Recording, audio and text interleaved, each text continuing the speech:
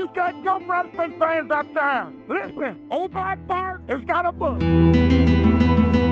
It's called Wrestle. Like that. It's got some dead jump good stories in there about some dead jump good wrestlers.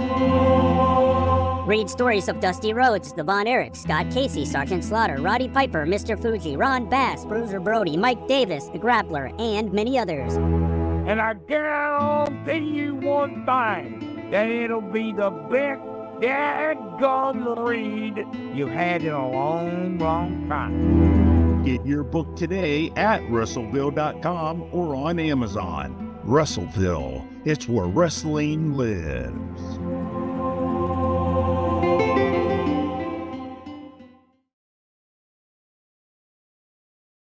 Welcome to episode 239 of the Working Fans Podcast. And today, things are going to be a little different because it is myself and Game Up Hard Hydration. If you haven't tried Game Up, then you are missing out. Imagine your favorite seltzer and your favorite sports drink had a baby, but it's way better than that. Each can is 110 calories, low carb, 4.9 ABV. It's a nice light drink that is not light on flavor. Game Up comes in fruit punch, orange, lemon, lime, and grape. Pick it up at drinkgameup.com or at your nearest liquor store. Now, AJ Strange Brew is having family issues that he went down to Florida to attend. The man called Dave is attending to some important family issues as well. Jim Lewis, thank you for joining us. How's it going today? So it is just myself here, and we've got a few things to talk about from the week.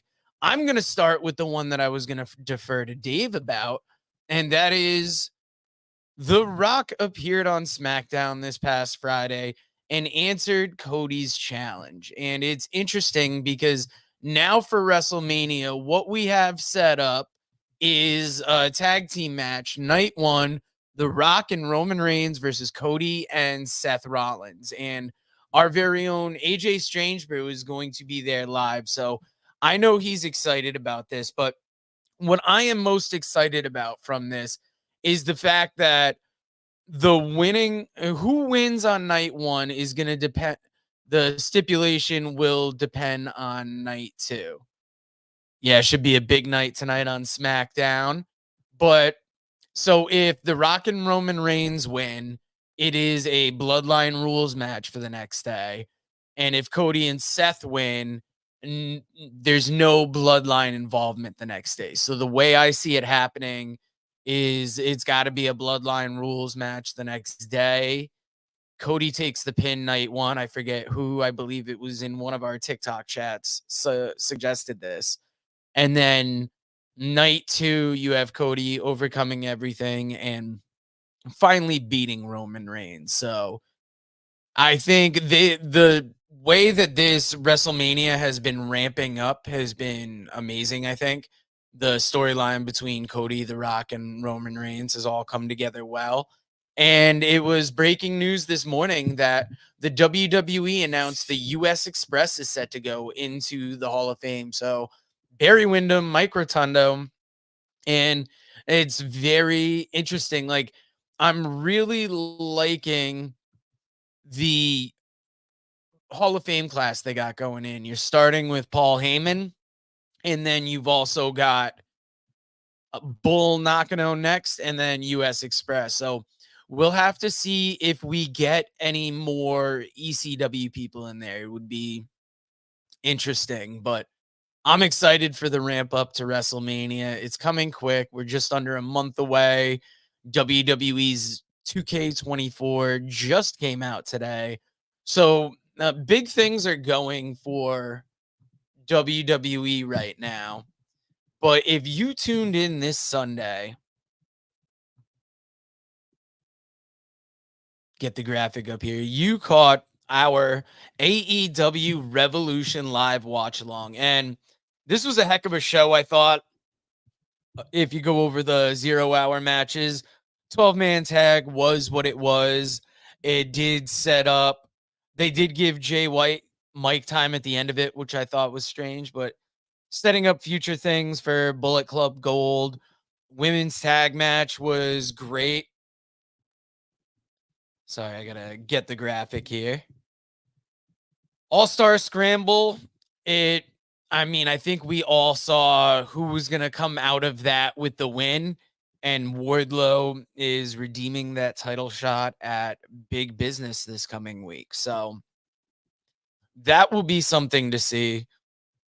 FTR versus BCC. This was every bit the hard-hitting match you would have hoped it would have been in the ring. I loved seeing Claudio and Moxley come out with those Road Warrior shoulder pads that really it was a nice tribute to Greensboro and to WCW before them. Daniel Garcia versus Christian Cage. This was the only match on the show, and it opened up the whole pay-per-view that I thought it was very slow paced, and I didn't enjoy the pacing. I thought it was a rough start to the show, but the show they were off to the races after this match. You had Orange Cassidy versus Roderick Strong. I think we expected Strong to win this title. It's going to be interesting to see what AEW can do with Cassidy going forward since they took this title off of him. It felt like he's been the centerpiece of this TV show for a while. And I don't know, some people are a fan of it. Some people aren't as into it. So we'll see where it is going forward. It's good to see Roderick get a title. I thought his work with this character has showed us another side of Roderick Strong that we have really enjoyed. Match of the night. It's between one of these next two matches because Will Ospreay versus Konosuke Takeshita. We knew Ospreay was going to come out big and try and show us something different. Not something different, but show us that he is in AEW. And I think this match was really his hello. It was a big pay-per-view match. I think it's going to be in contender for match of the year at the end of the year. And I really enjoyed it. Another match that I can't get enough of is Eddie Kingston and Bryan Danielson. This for the Continental title or Continental Crown Championship. I thought for sure Danielson was going to walk away with this, but instead he made Kingston look like a world beater. And the more we see from Eddie Kingston, I feel like the better this run is getting. The women's championship match between Toni Storm and Deonna Purrazzo. It was great. I mean, I didn't think Deonna was going to win the title, but she definitely came in and looked like a contender for that championship. And it's good to see where this story is going. I thought for sure that was Toni Storm coming out in the beginning. I had the volume dropped a little bit because we were doing a live watch along, but Mariah May dressed up as this old Toni Storm gimmick is great. And I'm waiting to see the fractures between Mariah May and Toni Storm, but this is one of those stories that AEW is doing well, and I like to see how it's progressing down the line. World title match between Hangman Page, Samoa Joe, and Swerve Strickland. I thought for sure Strickland was winning this. I was surprised when he didn't, but one thing that stood out to me was that Hangman cost Swerve the championship. And I feel like there's going to be further, animosity between them. I don't know if they're going to get another match or if this is going to be a feud we are going to revisit down the road. But this was quite enjoyable. They had so many other matches to contend with. And the last match, the main event match, Darby Allin and Sting versus Matt and Nick Jackson. And where to start with this match? It was wild that it was Sting's last match. Once again, I was fooled when his sons came out dressed as him. I thought his one son was him, and we went back to the old look. It was all the tributes were cool, but then when this match got into the ring, it became something else. It was not only Darby taking chances, but Sting taking chances. And they defeated the Bucks. And my biggest complaint after this was just the fact that on the pay-per-view broadcast, it cut short and we cut off Sting. It's good that Tony Khan put it on YouTube. But when I tune into YouTube and the first thing I hear about is Sting putting over Tony Khan, I just shut it off because Tony Khan's got to plan better for these things. And people watching the pay-per-view might have wanted to see that. People don't always want to go to a second screen for their entertainment. But if you do, I highly recommend the Working Fans podcast if you're going to do that. But that was a quick rundown of AEW Revolution. Today is kind of a different animal because I am doing this on my own. And there was something I wanted to introduce last week, and I'm hoping to do it more going forward on the Working Fans podcast. But we are going to start working kind of little videos in during our presentations. And for me, I kind of think the old SNL with like the Albert Brooks movies, but this is I named the episode after the Dark Side of the Ring series today because I wanted to talk about the John Tenta return. We also have NXT Roadblock. But to break things up, and since I could use a little water break, I'm going to jump out now. I'm going to play the video I made for you, and then we'll get into Dark Side of the Ring talk, and then we will end on NXT Roadblock today. So thank you for joining us. As always, we're brought to you by Game Up Hard Hydration. If you live in the Jewett City area, you can find it at the PCG Mart. It's at Petromax. I don't know why I called it what we call it in the warehouse, but Petromax has Game Up Hard Hydration. Labella 2 has Game Up Hard Hydration.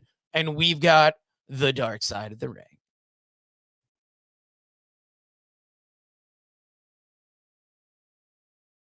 TV premiered one of the most intriguing TV series in history. In a world where the spectacle of professional wrestling captivates millions, there exists a side of the sport behind kayfabe that is rarely explored. Welcome to Dark Side of the Ring, a gripping documentary series that delves deep into the untold stories of tragedy, scandal, and controversy in the world of professional wrestling. Join us as we uncover the jaw-dropping, heart-wrenching, and oftentimes twisted tales that have plagued the professional wrestling world and gain a newfound perspective on an industry that has long been shrouded in mystery and myth. Get ready to be enthralled, shocked, and moved by the compelling narratives that await. In the world of professional wrestling, where heroes and villains clash in the ring, there exists a dark side filled with secrets, scandals, and untold stories. This is Dark Side of the Ring. Series 1 kicked off with the iconic love story of Randy Savage and Miss Elizabeth exploring their rise to fame, the highs of their on-screen romance, and the heartbreaking lows that led to their real-life separation. This was a great episode to kick the series off with, since this was such a famous relationship. The Montreal Screwjob is next and revisits the controversial events surrounding the infamous match between Bret Hart and Shawn Michaels, exposing the backstage politics that unfolded, forever changing the landscape of professional wrestling. The episode that follows that covers Bruiser Brody and the life and tragic death of Frank Goodish, aka Bruiser Brody, a beloved and larger-than-life wrestler who met a violent end in a locker room altercation, shedding light on the darker side of the wrestling business. The fourth episode explores the tragic tale of the Von Erich family, once wrestling royalty, but plagued by personal and professional hardships that ultimately led to the untimely deaths of several family members. This is the real story that the Iron Claw is based on. The tragedy of Gino Hernandez is episode 5 and explores the mysterious death of the flamboyant Texas wrestling sensation Gino Hernandez, unraveling the circumstances that surrounded his untimely demise. Season 1 ends on the controversial legacy of Fabulous Moolah, a pioneering female wrestler whose influence is marred by allegations of exploitation and mistreatment of women in the industry. Season 2 premiered in early 2020, and it expanded to 8 episodes. It delved deeper into the stories and controversies within the world of professional wrestling. The second season featured a wide range of topics and personalities. The highlights of this show are not only in the classic footage and the talking heads, but in the dramatic recreations of events. The first 2 episodes of Season 2 focused on the Benoit family tragedy, It details how Chris and Nancy got together and the events surrounding the end of their lives. It was a very emotional episode featuring David Benoit and Nancy's sister. The episode about New Jack's career and his many controversial in-ring moments followed that two-part opener. Hearing directly from New Jack really made this episode as well as seeing footage from many of these incidents. Episode 4 concerns the Brawl for All tournament. This was an ill-fated tournament that negatively affected the careers of all involved. Ironically, it ruined the WWF run for the man it was created to kickstart, Dr. Death Steve Williams. The next episode covered Jimmy Snuka and the situation surrounding the death of his girlfriend, Nancy Argentino. This was something that Snuka was suspected for, yet only started to face justice near the end of his life. Dino Bravo's assassination followed the Jimmy Snuka episode and continues the theme of mystery surrounding a death in wrestling. This brought light to a wrestling story that I knew little about. The theme is further continued in the Herb Abrams story. This continues the mysterious death motif, but wraps it up in such a wild story. The second to last story featured on the Road Warriors. It talks about the rise of their career together and Hawk's personal downfall. The final story of season 2 featured the tragic death of Owen Hart. This was a major episode because outside of her book, Owen's widow and family have been relatively quiet. This was a great look into not only Owen, but also as to what a great family life he had. Season 3 of Dark Side of the Ring premiered in 2021, and after the success of the first 2 seasons, this series continued to feature both stories that were well-known and lesser known. Dark Side of the Ring repeated what they did in Season 2 by kicking off with the first 2 episodes covering one story, and this time it was Brian Pillman. It was interested hearing from the various members of his family. Episode 3 featured the most recent subject, and that was Nick Gage. This guy is legendary in the deathmatch community, and this was just about the biggest stage that he had been on up to that point. They followed that episode up by returning to detailing an event, and this time it was the Collision in Korea event. This is not only a wild story about the biggest wrestling show ever, but the experience the wrestlers had over there is wild. Collision in Korea was followed up by the Ultimate Warrior episode. The Ultimate Warrior is a notorious character in the wrestling business, and that made this episode one to look forward to. They followed maybe the most notorious character in wrestling history with one of the most notorious out-of-the-ring events in the plane ride from hell. This episode was notorious not only for the subject matter, but the real-life repercussions that resulted from it. Chris Canyon's story followed the plane ride from hell and really showcases the range of stories that this show presents. The wildness picks back up with the story of Onita's FMW. This episode not only told the wild story of FMW, but the tragic injury to Hayabusa. The FMW story is followed by a lesser known but no less wild story of Johnny K9. This was a wild story that not a lot of people knew about. Luna Vachon is the next story presented and was a very interesting peek behind one of the wildest female wrestling personas that have ever existed.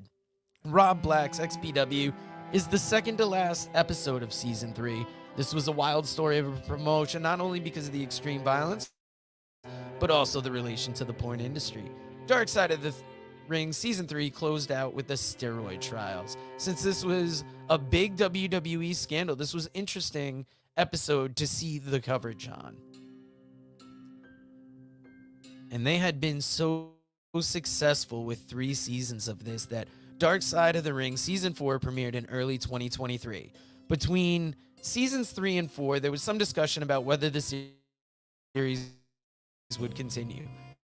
Tales from the Territories had come out in the meantime and continued the old school wrestling talk. It did that with a roundtable discussion of wrestling personalities and classic footage. Season 4 of Dark Side of the Ring returned to opening up with a 1-part episode on a subject, and that subject was Chris Candido and Tammy Sytch. The episode showed Chris's love for and rise in the business. It showed his love for Tammy and how that affected him. Tammy's downfall is also covered. The Chris and Tammy story was followed up by Magnum TA. This is one episode that could be classified the light side of the ring. The Magnum TA crash is one of the biggest cases of what could have been in the wrestling business. I came away from this one really admiring Magnum's spirit. The third episode of season 4 was one of the most powerful episodes they've ever produced. The episode featured the story of the Graham family and their tragedies. It's Von Erich-esque in the amount of suicides, but Mike's daughter really stands out by trying to break the cycle.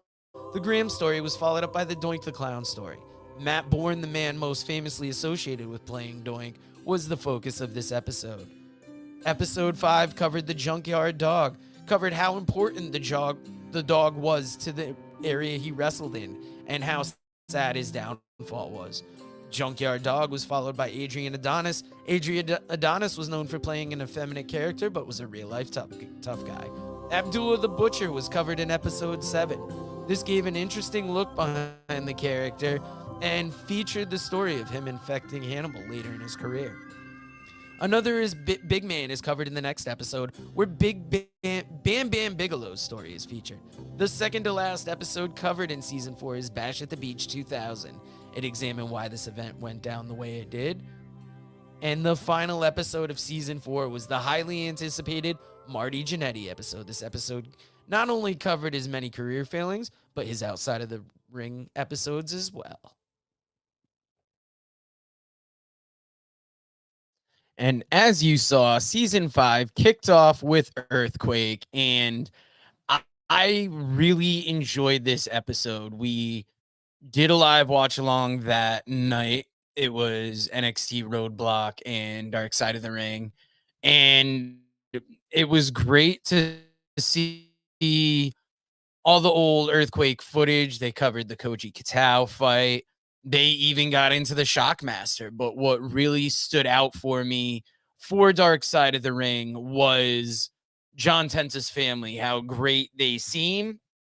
And the real tragedy was losing him so young, and the fact that he spent all that time on the road for the business, like even keeping his illness away from his family.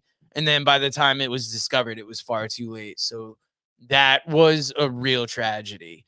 Jim Lewis letting us know coming up, Buff Bagwell, then Terry Gordy. Yeah, Bagwell, I know some of his story. I was more familiar with him during his Marcus Alexander Bagwell days.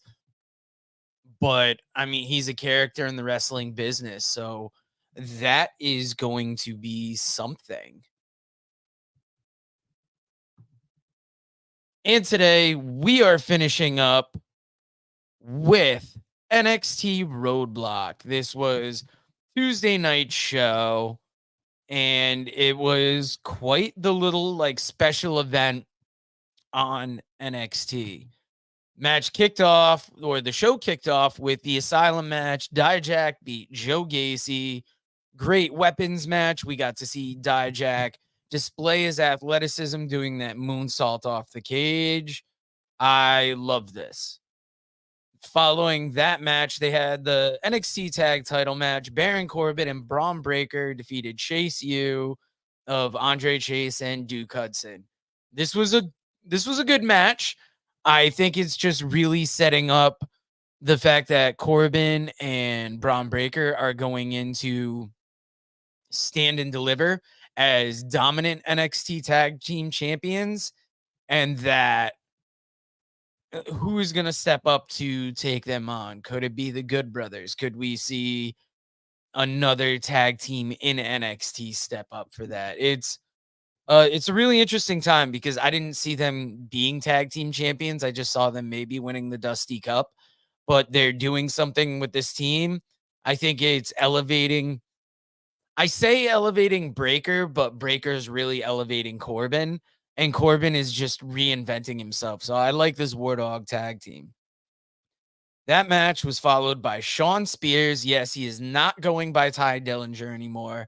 Shawn Spears defeated Uriah Connors, and this was an interesting little match. It's good to see Spears coming back with that name that he made in AEW, using this chairman character more going forward, and it has me excited to see where he's going to go from here. WWE Women's Tag Team title match was on the line next as the Kabuki Warriors defeated Lyra Valkyria and Tatum Paxley.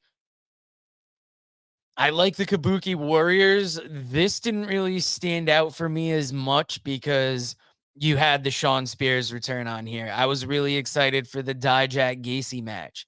You even had William Regal come out. But the women's tag title match kind of fell in between the cracks for me. Fallon Henley defeated Blair Davenport, and this was a good little match. It wasn't on the rundown, so I didn't expect this at all. And it was good to see another ladies match on this card. The main event of the show was the WWE NXT #1 contendership match. And I was surprised Tony D'Angelo defeated Carmelo Hayes. So Tony D'Angelo has that #1 contendership. I've got to feel that Carmelo Hayes has to wrestle Trick Williams at least once. And then we got to see Carmelo get up on that main roster. It's about time. And Tony D'Angelo, he's going to go up against Ilya Dragunov at Stand and Deliver. But I do not see him walking away with that championship. And I think that just about makes the show today, guys. It's not our usual format. It was a little clunky at times because I was, trying to make it work on my own. But thank you, everybody, for joining us. And if I wasn't here doing the podcast right now, there's only one place I'd rather be, and that's Wrestleville. Read about the Northern Wrestling Federation in the book presented by Russellville.com, The Pro Wrestling Vault, Volume 2. Hear the story of Roger Ruffin, the man who trained Carl Anderson, the Monster Abyss, Jordan Clearwater, Chris Harris, and Jillian Hall. Plus 45 other short stories including Jazz, Bobby Eaton, Kamala, Thunder Rosa, Mario Mancini, Scott Casey, PJ Black, Kerry Morton, Sal Renaro, Jeremiah Plunkett, Colby Carino, Bam Bam Malone, and many others. Get your book today at Russellville.com. Russellville, it's where wrestling lives.